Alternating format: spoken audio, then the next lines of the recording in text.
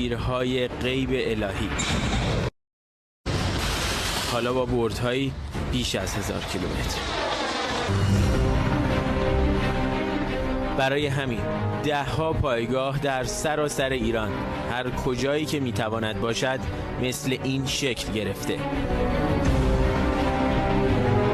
کیلومترها تونل در دل زمین، بسیار بزرگتر از آن که بشود در قاب دوربین به تصویرش کشید.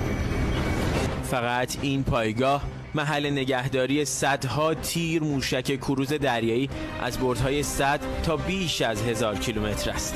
صدها تیر غیب الهی در اعماق زمین آماده شلیک از دهلیزهای داخل همین پایگاه بدون نیاز به خروج از زیر زمین، غیب از چشم ماهواره‌های جاسوسی و رادارهای دشمن. اینها به جز قدرت هزاران موشک کروز دریایی ایران مستقر در روی زمین برای حمله همزمان به اهداف است.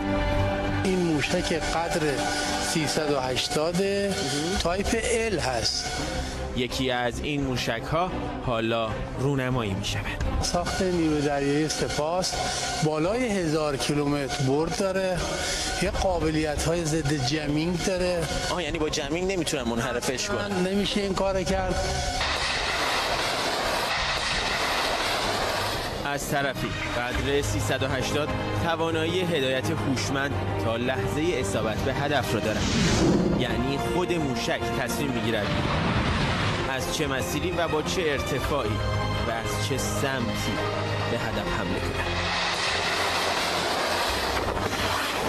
این لحظه شلیک موشک و آزمایش هدفگیری آن از مرکز ایران به سمت هدفی در دریای عمان.